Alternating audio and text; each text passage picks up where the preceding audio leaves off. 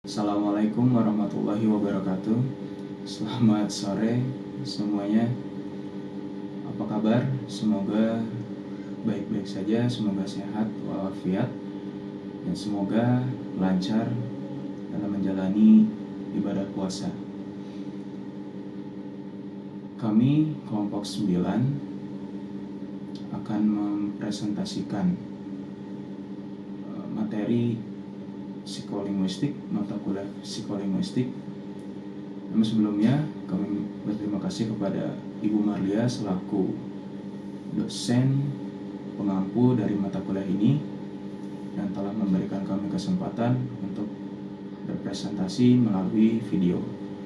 Dan terima kasih kepada teman-teman yang sudah mau untuk menyimak video presentasi dari kelompok 9. Sebelum ke materi, perkenalkan terlebih dahulu anggota dari kelompok 9. Pertama ada saya Muhammad Fadli Fadilah, lalu ada Triansa Nurul Falah, ada Dara Ayu Astari, dan ada Inami Tawakal Imani. Langsung saja ke pemateri yang pertama yang akan disampaikan oleh Triansa. Assalamualaikum warahmatullahi wabarakatuh. Saya Triansa dari kelompok 9 akan memaparkan materi pertama, yaitu gangguan berbicara. Berbicara ini merupakan aktivitas motorik yang mengandung modalitas psikis. Oleh karena itu, gangguan berbicara ini dapat dikelompokkan ke dalam 3 kategori. Bisa dilihat ya, ada gangguan mekanisme berbicara yang berimplikasi pada gangguan organik, yang kedua ada gangguan multifaktorial, dan yang ketiga ada gangguan berbicara psikogenik. Nah, yang pertama ini gangguan mekanisme berbicara. Mekanisme berbicara adalah suatu proses produksi ucapan atau perkataan oleh kegiatan dari pita suara, lidah, otot-otot yang membentuk rongga mulut, serta kerongkongan dan paru-paru. Maka gangguan berbicara ini berdasarkan mekanismenya dapat dirinci menjadi gangguan berbicara akibat kelainan pada paru-paru, atau bisa disebut juga pulmonal. Lalu pada pita suara disebut langringal, pada lidah lingual, dan pada rongga mulut dan kerongkongan disebut juga resonantal. Nah, yang pertama ada gangguan akibat faktor pulmonal. Tadi gangguan berbicara ini dialami oleh para penderita penyakit paru-paru. Para penderita penyakit paru-paru ini kekuatan pernapasannya kurang, sehingga berbicara dengan volume suara yang kecil sekali dan terputus-putus. Meskipun dari segi semantik dan sintaksis tidak ada masalah. Yang kedua ada gangguan akibat faktor liringal. Gangguan akibat faktor laringal. Nah, gangguan pada pita suara ini menyebabkan suara yang dihasilkan menjadi serak atau hilang sama sekali. Nah, gangguan berbicara akibat faktor laringal ini ditandai oleh suara yang serak atau hilang tanpa kelainan semantik dan sintaksis. Artinya dilihat dari segi semantik dan segi sintaksis itu ucapannya bisa diterima. Yang ketiga ada gangguan akibat faktor lingual. Lidah yang sariawan ataupun terluka akan terasa pedih kalau digerakkan. Untuk mencegah timbulnya rasa pedih ini ketika berbicara, maka gerak aktivitas lidah dikurangi secara semaunya. Nah, dalam keadaan seperti ini, maka pengucapan sejumlah fonem menjadi tidak sempurna. Sehingga misalnya kalimat sudah barang tentu dia akan menyangkal, mungkin akan diucapkan menjadi huang bang kekoya aang melangkai, seperti itu. Nah, pada orang yang terkena stroke juga dan pada badannya lumpuh sebelah, maka lidahnya pun lumpuh sebelah. Oleh karena itu cara berbicaranya pun juga akan terganggu. Atau juga bisa disebut pelo atau cadel, istilah distaria yang berarti terganggunya artikulasi. Gejala terkena stroke banyak dikenali dari kepeloan ini. Nah, yang keempat ada gangguan akibat faktor resonansi.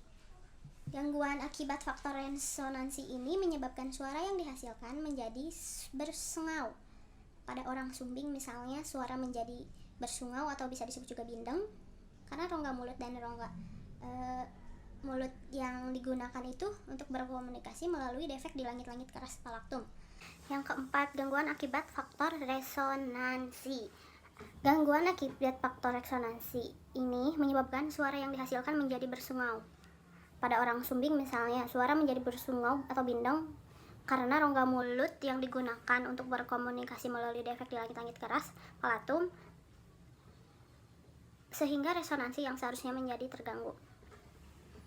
Hal ini terjadi pada orang yang mengalami kelumpuhan pada langit-langit lunak velum. Rongga langit-langit itu tidak memberikan resonansi yang seharusnya sehingga tidak menjadi bersengau.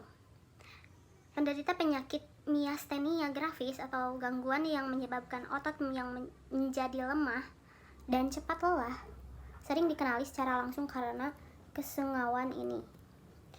Yang kedua, gangguan akibat multifaktorial. Akibat gangguan multifaktorial atau berbagai faktor bisa menyebabkan terjadinya berbagai gangguan berbicara. Nah, yang pertama ada berbicara serampangan. Berbicara serampangan atau sembrono adalah berbicara dengan cepat sekali, dengan artikulasi yang rusak, ditambah dengan menelan sejumlah suku kata, sehingga apa yang diucapkan dipahami. Dalam kehidupan sehari-hari, kasus ini memang jarang dijumpai, tapi di dalam praktek kedokteran sering ditemui, umpamanya kalimat "kemarin pagi saya sudah beberapa kali kesini", diucapkan dengan cepat sekali menjadi kemarin dada berdali ke sini, tapi dengan cepat ucapannya jadi seperti itu. Seharusnya kan kemarin pagi saya sudah beberapa kali ke sini, tapi menjadi kemarin saya beberapa kali ke sini. Tidak jelas. Berbicara serampangan ini diakibatkan karena kerusakan di cerebellum atau bisa juga terjadi sehabis terkena kelumpuhan sebelah badan. Nah, yang kedua ada berbicara propulsif. Berbicara propulsif ini biasanya terdapat pada penderita penyakit Parkinson atau kerusakan pada otak yang menyebabkan otot menjadi gemetar, kaku, dan lemah. Para penderita penyakit ini biasanya bermasalah dalam melakukan gerakan-gerakan. Mereka sukar sekali untuk memulai suatu gerakan. Namun bila sudah bergerak, ia dapat terus-menerus tanpa henti. Gerak yang laju terus itu disebut propulsi. Pada waktu berbicara, ciri khas ini akan tampak pula. Artikulasi sangat terganggu karena elastisitas otot lidah, wajah, dan pita suara. Sebagian besar lenyap. Nah, dalam pada itu, volume suaranya kecil, iramanya datar atau monoton. Suaranya mulai tersendat-sendat, kemudian terus-menerus, dan akhirnya tersendat kembali. Oleh karena itu, cara berbicara seperti ini disebut propulsif. Selanjutnya berbicara mutis atau mutisme. Penderita gangguan mutisme ini tidak bisa berbicara sama sekali. Sebagian besar dari mereka mungkin masih dapat dianggap membisu, yakni memang sengaja tidak mau berbicara. Mutisme ini sebenarnya bukan hanya tidak dapat berkomunikasi secara verbal saja, tetapi juga tidak dapat berkomunikasi secara visual maupun isyarat seperti gerak-gerik dan sebagainya. Dunia ilmiah sebenarnya belum dapat menjelaskan dengan tepat apa itu mutisme. Oleh karena itu, tak heran kalau kita dapatkan berbagai teori dan anggapan dari berbagai pihak tentang mutisme itu. Oleh karena itu pula, setiap orang yang tidak dapat berkomunikasi verbal dinyatakan sebagai mutistik. Dengan begitu, seseorang yang membisu sebagai tindakan proses nonverbal dapat dianggap menderita mutisme histerik, padahal sebenarnya merupakan sindrom konferensi histerik. Nah, perwujudan histeria lain adalah mutisme elektif, karena membisunya itu ditunjukkan kepada orang-orang tertentu saja, misalnya kepada guru atau pacarnya. Dewasa ini, apa yang dulu kita kenal sebagai mutisme akinetik lebih dikenal sebagai lock-in syndrome. Dalam hal ini, si penderita masih hidup karena jantung, paru-paru, ginjal, hati, dan hampir semua organnya itu masih berfungsi. Hanya gerakan voluntar, pikiran, minat, keinginan, dan semua fungsi luhur lainnya saja sudah tidak bekerja sama sekali. Mutisme lain yang tidak dapat disembuhkan disebut mutisme idiopatik, yakni mutisme yang belum diketahui penyebabnya. Hanya baru diperkirakan mutisme ini mungkin suatu keadaan jiwa yang terganggu sejak dilahirkan. Yang terakhir ada gangguan psikogenik. Gangguan berbicara psikogenik ini sebenarnya tidak bisa disebut sebagai gangguan berbicara. Lebih tepatnya disebut sebagai variasi cara bicara yang normal, tetapi merupakan ungkapan dari gangguan di bidang mental. Modalitas mental yang terungkap oleh cara berbicara sebagian besar ditentukan oleh nada, intonasi, dan intensitas suara, lafal, dan pilihan kata. Ujaran yang berirama lancar atau tersendat-sendat dapat juga mencerminkan sifat mental pembicara. Nah, gangguan berbicara psikogenik ini antara lain ada berbicara manja. Disebut berbicara manja karena ada kesan anak di dalam orang tersebut, anak-anak gitu, yang melakukan meminta perhatian untuk dimanja. Umpamanya kanak-kanak yang baru terjatuh, terluka, atau mendapat kecelakaan, terjadinya perubahan pada cara berbicaranya. Fonem atau lafal S dilafalkan sebagai bunyi C, sehingga kalimat yang tadinya saya sakit jadi tidak suka makan, sudah saja ya, akan diucapkan menjadi saya sakit jadi tidak suka makan, udah saja ya. Seperti itu. Dengan berbicara demikian, dia mengungkapkan keinginannya untuk dimanja.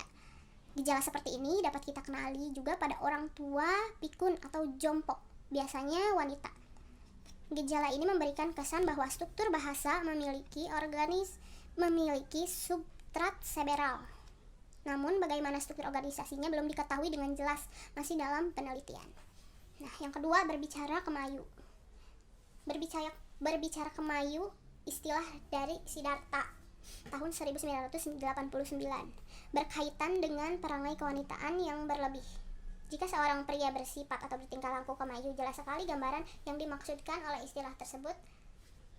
Berbicara kemayu dicirikan oleh gerakan bibir, lidah yang menarik perhatian, dan lafal yang dilakukan secara ekstra menonjol atau ekstra lemah gemulai dan ekstra memanjang. Meskipun berbicara seperti ini bukan suatu gangguan ekspresi bahasa, tetapi dapat dipandang sebagai sindrom fonologik yang mengungkapkan gangguan identitas kelamin yang diungkapkan, terutama jika yang dilandanya itu adalah kaum pria.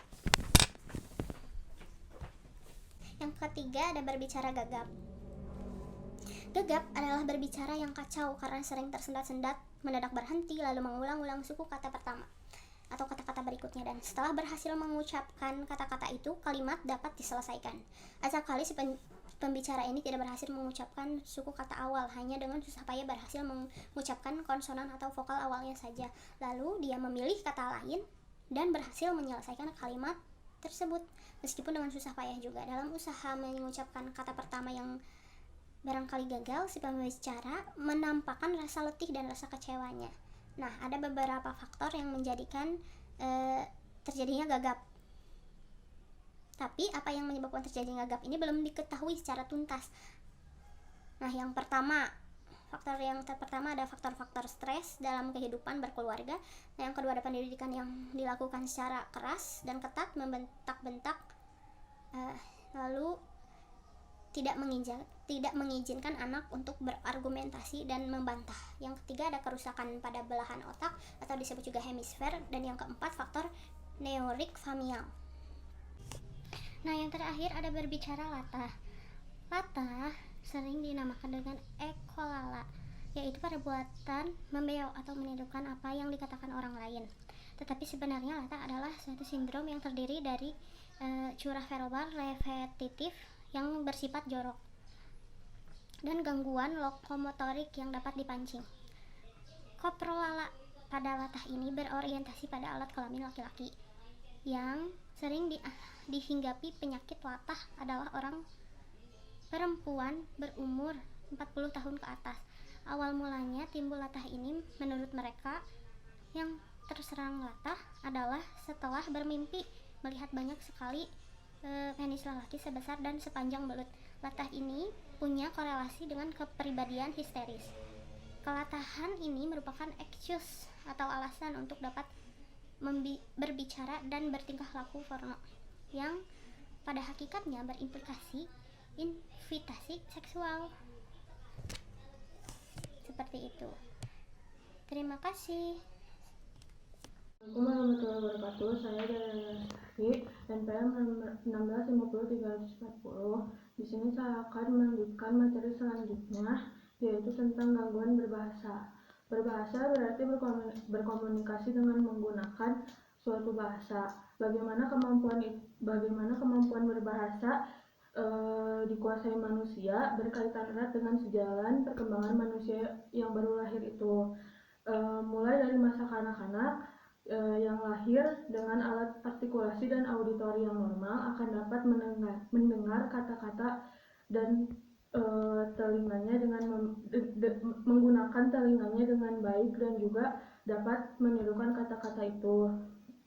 Pada mulanya ucapan tiruannya itu cuma mirip, tetapi lambat laun akan menjadi tegas dan jelas. Maka semua itu tergantung pada proses perkembangan anak itu sendiri. Contoh berbahasa dalam perkembangan ini yaitu dalam perkembangan kata-kata akan menjadi perkataan yang merupakan abstraksi atau kata-kata yang mengandung makna. Contohnya kata ayam. Kata ayam menjadi simbol dari binatang, berkaki dua dan bersayap, tetapi tidak terbang seperti burung. Dia hidup berjalan di atas bumi seperti anjing, tapi dia tidak menggonggong melainkan dia berkokok. Setingkat lebih maju daripada itu, kemudian kata ayam diasosiasikan dengan jenis, kegunaan, dan kualitasnya. Maka dari itu, dengan kemampuan untuk diferensi antara ayam jantan dan betina, ayam kampung dan ayam negeri, daging dan daging sapi sudah diperoleh. Jadi proses belajar berbicara dan mengerti bahasa adalah proses cerebral yang berarti proses ekspresi verbal dan komprehensi auditorik yang dilaksanakan oleh sel-sel syaraf di otak yang disebut neuron. Proses neuron di otak ini sangatlah rumit. Bisa disederhanakan bila kita mengumpamakan neuron ini sebagai komputer, yaitu yang dapat menyimpan bisa disebut juga storage. Selanjutnya ada masukan dalam bentuk sandi elektronik yang bisa disebut coding, dan yang terakhir yang dapat diangkat kembali yaitu recall. Jadi berbahasa seperti sudah dijelaskan tadi berarti berkomunikasi dengan menggunakan suatu bahasa. Untuk dapat berbahasa diperlukan kemampuan mengeluarkan kata-kata. Ini terjadi di daerah Broca dan Wernicke. Harusnya berfungsi dengan baik. Kerusakan pada daerah tersebut dan sekitarnya menyebabkan terjadinya gangguan bahasa yang disebut afasia. Dalam hal ini, Broca sendiri menamai kelainan tersebut menjadi afenia. Selanjutnya, pada gangguan berbahasa terdapat dua gangguan. Yang pertama, gangguan afasia motorik, dan yang kedua, gangguan afasia sensorik. Kita bahas yang pertama, yaitu gangguan afasia motorik. Gangguan afasia motorik ini terjadi kerusakan pada belahan otak yang dominan yang menyebabkan terjadi afasia motorik bisa terletak pada lapisan permukaan atau bisa disebut leksikortikal yang terdapat di daerah Broca, atau pada lapisan bawah permukaan yang bisa disebut subkortikal juga yang terdapat di daerah Broca, atau juga daerah otak antara daerah Broca dan daerah Wernicke yang bisa disebut lesi transkortikal. Oleh karena itu, di dalam gangguan afasia motorik terdapat tiga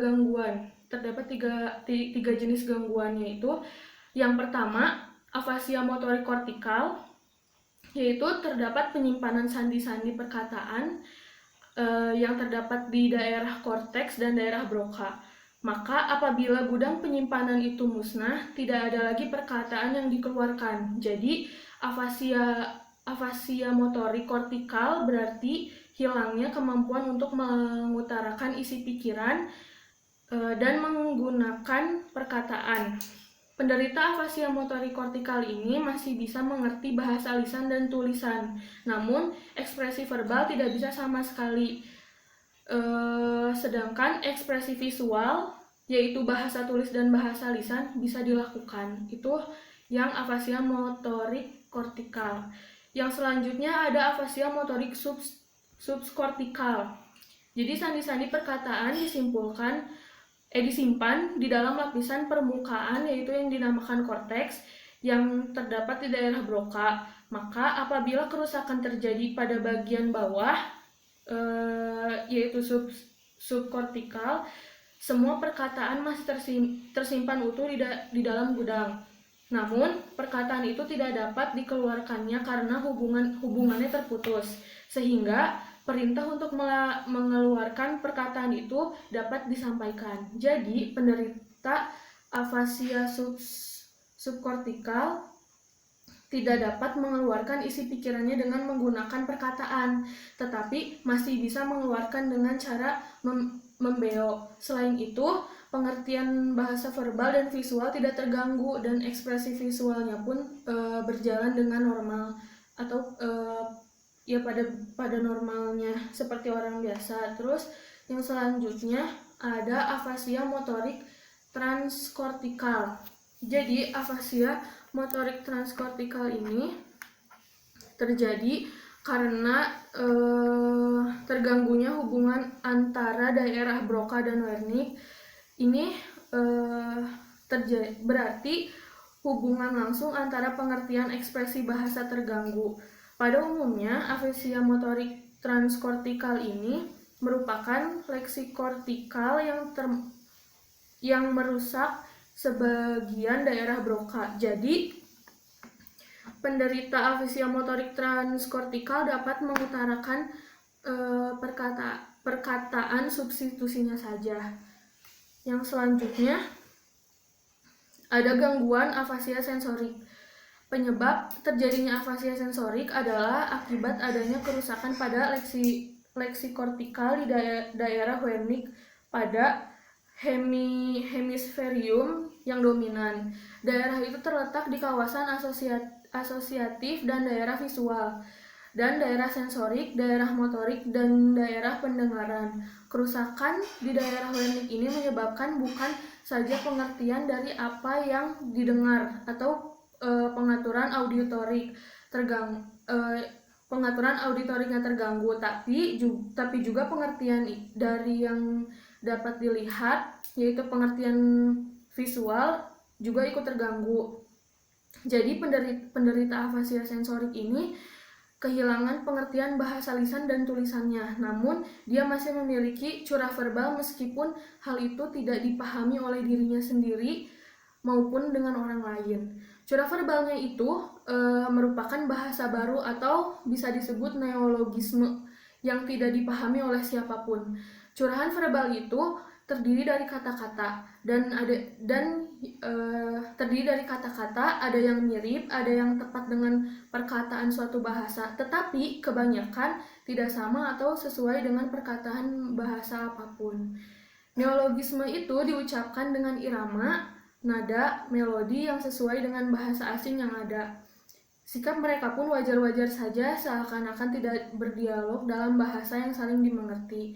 Dia bersikap biasa, tidak tegang, marah, atau depresif. Sesungguhnya apa yang diucapkan maupun apa yang didengarnya, bahasa verbal yang normal, keduanya tidak sama sekali dipahaminya. Sekian materi saya. Saya tutup sekian materi saya. Terima kasih. Wassalamualaikum warahmatullahi wabarakatuh. Assalamualaikum warahmatullahi wabarakatuh. Di sini saya akan menjelaskan tentang gangguan berpikir. Dalam memilih dan menggunakan unsur leksikal, sintaksis, dan semantik tertentu, seseorang menyiratkan afeksi dan nilai pribadinya pada kata-kata dan kalimat-kalimat yang dibuatnya. Hal ini berarti setiap orang memproyeksikan kepribadiannya pada gaya bahasanya. Nah, maka yang tersirat dalam gaya bahasa tertentu, bahasa isi pikiran yang terganggu. Gangguan ekspresi verbal akibat dari gangguan pikiran dapat berupa hal-hal berikut. Yang pertama, ada pikun atau demensia. Menurut Dr. Martina Wiwi S. Nasrun, mengatakan bahwa kepikunan atau demensia adalah suatu penurunan fungsi, memori atau daya ingat dan daya pikir lainnya yang dari hari ke hari semakin buruk. Gangguan kognitif ini meliputi terganggunya ingatan jangka pendek, kekeliruan mengenali tempat, orang, dan waktu, juga gangguan kelancaran bicara. Nah, biasanya orang yang terkena penyakit pikun ini adalah orang-orang yang sudah berumur. Nah, yang kedua ada schizophrenic adalah gangguan berbahasa akibat gangguan berpikir. Seorang penderita skizofrenia dapat berbicara terus-menerus. Ocehannya hanya merupakan ulangan curah verbal semula dengan tambahan sedikit-sedikit atau dikurangi beberapa kalimat saja. Dalam gaya bahasa skizofrenia yaitu halusinasi dan pasca halusinasi. Jadi sebelum diganggu halusinasi, bahasa para penderita skizofrenia ini tampak terganggu. Pada tahap awal, penderita skizofrenia ini mengisolasi pikirannya, tidak banyak berkomunikasi dengan dunia luar, tetapi banyak berdialog dengan diri sendiri. Nah, yang ketiga ini ada depresif, yaitu orang yang tertekan jiwanya memproyeksikan penderitanya pada gaya bahasa dan makna curah verbalnya. Volema curah verbalnya lemah lembut dan kelancaran terputus-putus oleh interval yang cukup panjang. Namun, arah arus isi pikiran tidak terganggu. Kelancaran bicaranya terputus oleh tarikan nafas yang dalam serta pelepasan nafas yang keluar panjang. Biasanya curah verbal yang depresif dicoraki oleh topik yang menyedihkan, menyalahkan diri sendiri dan mengutuk diri sendiri, kehilangan gairah bekerja dan gairah hidup, tidak mampu menikmati kehidupan malah cenderung mengakhirinya. Nah, sekian yang bisa saya jelaskan. Semoga kalian mengerti.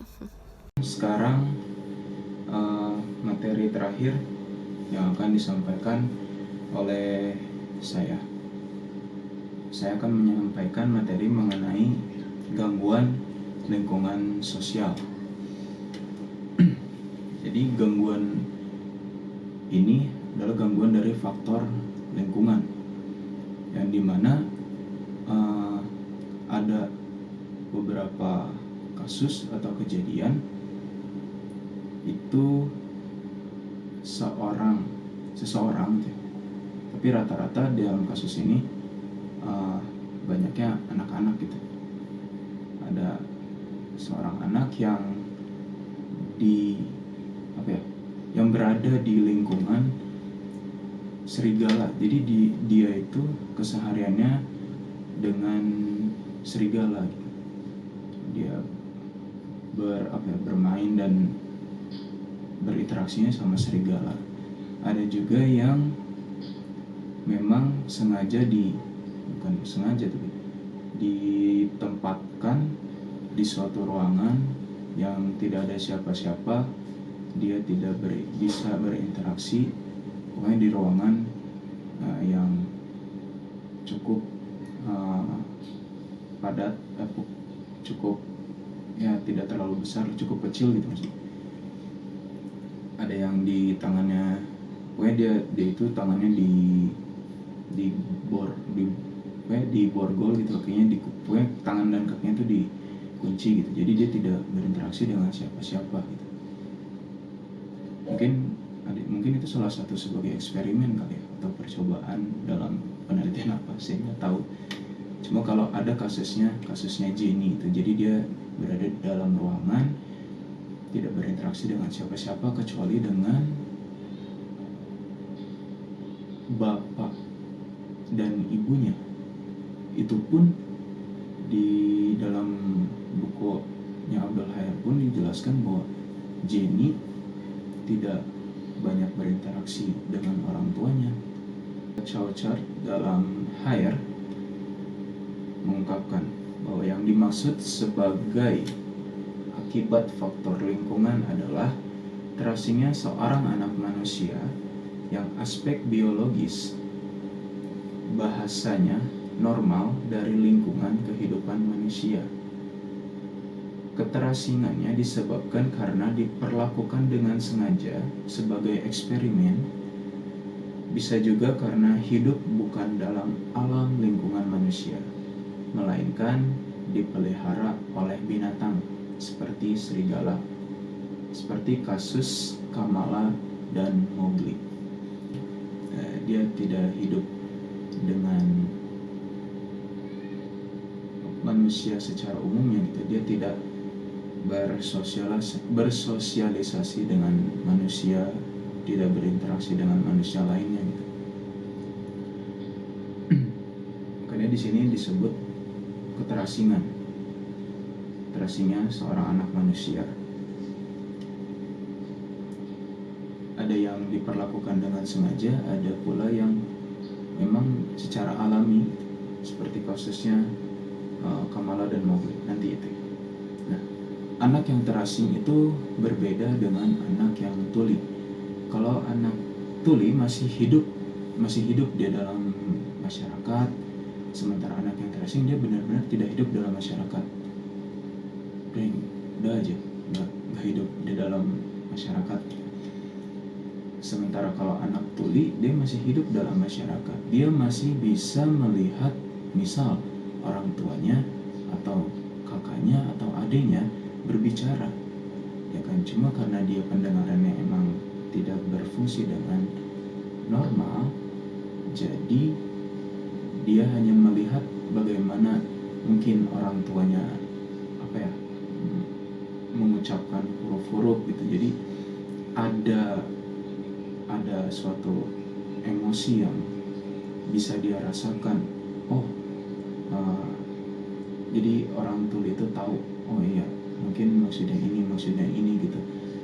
Karena dia melihat atau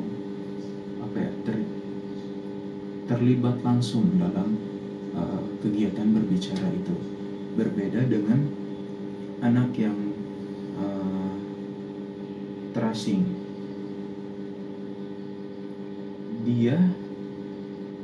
Anak yang terasing ini tidak bisa berkomunikasi dengan manusia karena dia tidak pernah mendengar suara ujaran manusia. Jadi benar-benar tidak ada interaksi dengan manusia. Seperti ini deh seperti kasusnya Kamala. Nah, jadi dalam sejarah di dunia ini ada tercatat kasus keterasingan seorang anak gitu ya. Ada beberapa, sekitar 31 kasus catatan Zing gitu ya. Sejak tahun 1344 ada 31 kasus di mana anak manusia dipelihara oleh serigala. Nah, kasus Kamala ini terjadi di Midnapore, India. Kamala pada saat itu ditemukan di usia 8 tahun dan bertahan hidup sampai usia 9 tahun. Kamala benar-benar berperilaku seperti seekor serigala. Dia berlari menggunakan tangan dan kakinya, ya seperti seekor serigala gitu. Terus dia juga mengendus sesuatu untuk mengetahui sesuatu. Contoh makanan deh, kayak makanan gitu. Dia ngendus tuh, kayak dicium-cium, diendus-endus, apa nih gitu kan. Terus dia juga sukar untuk berdiri gitu. Susah berdiri kayak manusia teh. Jadi dia udah kayak serigala gitu. Terus wajahnya juga datar gitu. Tidak ada ekspresi bahagia ataupun sedih gitu. Karena ya mungkin sehari-harinya dengan serigala ya hewan tidak terlalu, mungkin hewan juga ya datar-datar aja gitu wajahnya gitu, ekspresinya gitu. Punya penglihatan malam yang tajam gitu. Beda dengan manusia ya, kalau sering gaul sama serigala mungkin punya penglihatan malam yang tajam. Mungkin kalau kita mah udah malam makin burem. Dan memiliki pendengaran yang tajam. Dia tidak tersenyum maupun tertawa. Jadi kesehariannya bagaikan seekor serigala, perilakunya pun gitu. Karena dia setiap hari dengan serigala gitu, tidak berinteraksi dengan manusia. Jadi dia tidak seutuhnya menjadi manusia, karena ya manusia, kalau menurut saya manusia adalah pada hakikatnya makhluk sosial, makhluk yang bisa berinteraksi dengan sesama manusia, dengan siapapun itu, bahkan dengan tumbuhan, dengan hewan itu bisa gitu. Cuma kalau manusia itu tidak bisa berinteraksi dengan manusia lain, ya pada hakikatnya esensi atau hakikat dari seorang manusia itu hilang. Malah ini benar-benar berbeda dengan anak-anak yang lainnya gitu. Kalaupun dibandingkan gitu ya dengan mungkin anak yang bisu gitu, atau anak yang tuli, atau mungkin anak yang hidup dengan hewan lain, dengan lingkungan lain gitu, tidak bisa kita bandingkan, karena mereka ya yang hidup dengan hewan terutama ya benar-benar sudah rasa atau bahasa batinnya itu sudah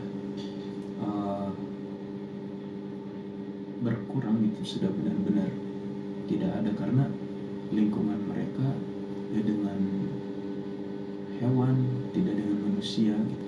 Selain Kamala ya ada juga kasus Jenny. Nah, Jenny ini beda kasusnya dengan Kamala. Kalau Kamala dia dirawat oleh hewan, tetapi Jenny itu tetap berada dalam asuhan orang tuanya, namun dia bukan ditaruh apa ya namanya,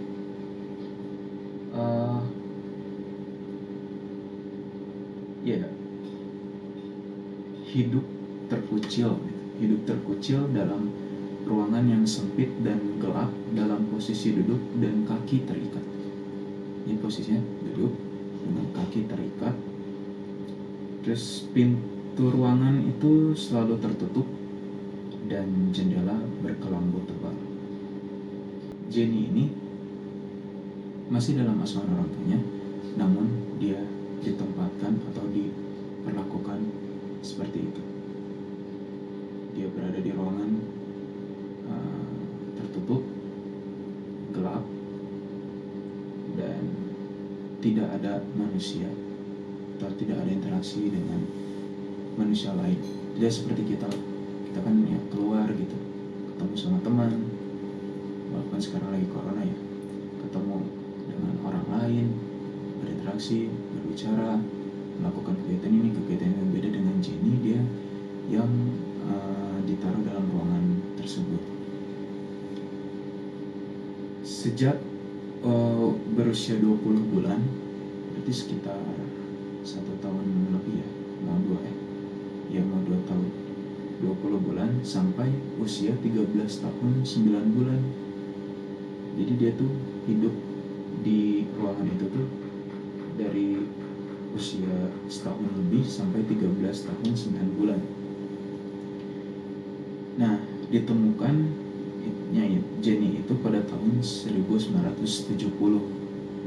Nah, Jenny berada dalam kondisi yang kurang terlibat secara sosial, primitif, terganggu secara emosional, dan tak dapat berbahasa atau berbicara.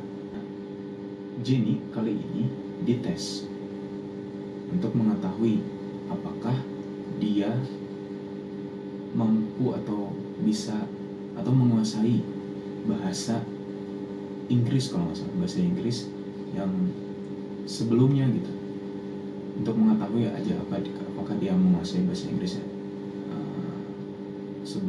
sebelumnya gitu kan. Nah, dari tes awal dapat diketahui bahwa Jenny memahami sejumlah kata-kata lepas yang diucapkan orang lain. tetapi dia sedikit memahami kaidah gramatikalnya. Jadi paham apa yang diucapkan, ada beberapa kata yang paham diucapkan oleh orang lain, tapi dia nggak tahu secara gramatikal yang benar itu seperti apa, subjek, predikat, objeknya. Jenny akan sulit untuk memperoleh bahasa pertama yang usianya saat itu 14 tahun. Jadi ketika dites itu ya, sesudah diketahui bahwa Jenny diperlakukan seperti itu gitu. Itu 14 tahun dia menurut beberapa institusi mungkin dia akan sulit untuk memperoleh bahasa pertama dengan otak yang masa puber. Namun kenyataannya Jenny mampu memperoleh bahasa dalam masa kritis pemerolehan bahasa. Nah, ya itu alhamdulillah gitu ya, Jenny bisa memperoleh bahasa di usia 14 tahun. Tetapi menurut beberapa orang bahwa itu akan sulit dalam pemerolehan bahasanya secara teori. Yang menjadi pertanyaan mungkin kenapa sih Jenny bisa memahami sejumlah kata-kata lepas yang diucapkan orang lain. Jadi sebenarnya Jenny itu waktu itu sama ayahnya memang tidak pernah diajak untuk berkomunikasi, berbicara gitu. Malah apa ya ayahnya memperlakukan dia ya seperti itu gitu. Ya tidak baik sebenarnya. Sementara ibunya masih memperlakukan dia secara baik. Ibunya masih kayak memberi dia makan. Bahkan kadang-kadang pun ayahnya marah ketika ibunya ngajak pada saat ngasih makan, ngajak bicara Jenny. Nah mungkin ajakan orang tua atau ibu dari Jenny itu yang menyebabkan Jenny memahami beberapa kata-kata lepas yang diucapkan oleh orang lain. Mungkin pada saat ibunya memberi makan, ibunya mungkin mengajak dia untuk berkomunikasi, tapi walaupun ayahnya sering marah gitu ya, tapi mungkin adalah satu kesempatan atau dua kesempatan di mana ibunya benar-benar bisa berbicara dengan Jenny, walaupun Jenny tidak benar-benar paham, tapi ibunya mengajak berbicara. Mungkin ada satu dua kesempatan yang membuat Jenny jadi mendapatkan kosakata atau kata-kata baru, ada masukan kata-kata baru dalam dirinya. Ada perbedaan di sini antara bahasa yang dimiliki oleh Jenny dan bahasa yang dimiliki oleh anak-anak yang normal atau anak pada umumnya. Yang pertama, kosakata Jenny lebih banyak daripada kosakata anak-anak normal yang memiliki kerumitan sama dengan Jenny. Nah, ini menarik. Jadi ada anak-anak yang normal tapi memiliki kerumitan yang sama dengan Jenny gitu. Jadi mereka mungkin normal tetapi sulit untuk berinteraksi gitu ya, sulit untuk berinteraksi dengan orang-orang. Nah, tetapi faktanya kosakata Jenny bisa lebih banyak daripada anak-anak itu. Jadi bukan anak-anak yang benar normal ini ya, cuma punya kerumitan, punya permasalahan yang sama dengan Jenny. Yang kedua, Jenny tidak dapat membuat kalimat pasif, padahal anak-anak dapat menyusunnya sewaktu berumur 3 tahun. Jadi Jenny itu dari dalam usianya yang 14 tahun, setelah mengalami hal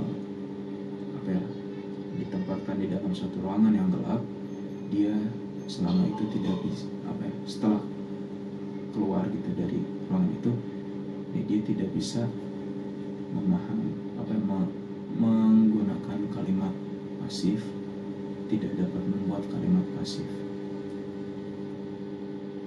Performansi kebahasaan Jenny setara dengan kemampuan otak normal anak yang berusia antara 2 sampai 2,5 tahun.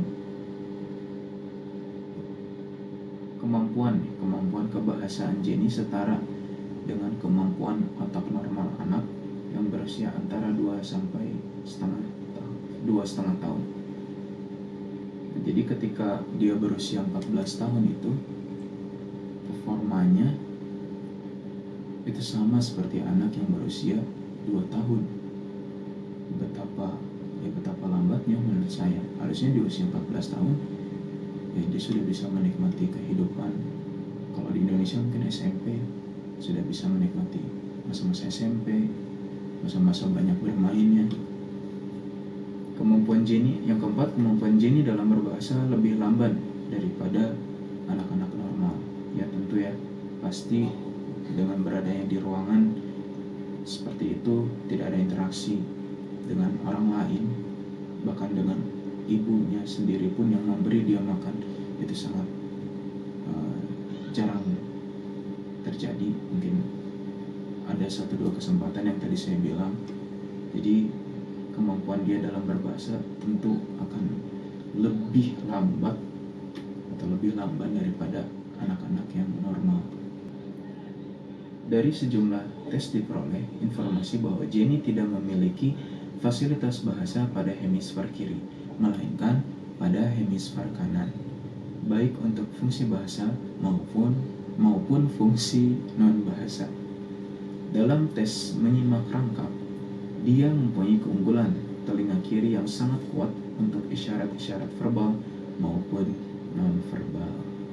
Dari kasus Kamala dan Jenny ini, kita dapat mengetahui bahwa Kamala dan Jenny ini kasusnya berbeda. Kalau Kamala, dia berinteraksi dengan hewan, dia tidak berinteraksi. Tapi keduanya benar-benar keduanya itu sama-sama terasingkan. Cuma Kamala itu dia berinteraksi berada di lingkungan hewan, sementara Jenny ya berada tetap dalam lingkungan orang tuanya, cuma dia berada di ruangan yang gelap dan tertutup. Kamala benar-benar tidak dapat menguasai bahasa, sementara Jenny dapat menguasai bahasa tetapi masih dalam tahap permulaan. Itu saja yang dapat saya sampaikan. Kurang lebihnya mohon maaf. Terima kasih atas perhatian dari teman-teman semua. Terima kasih kepada Ibu Marlia. Wabillahi taufiq wal hidayah. Assalamualaikum warahmatullahi wabarakatuh.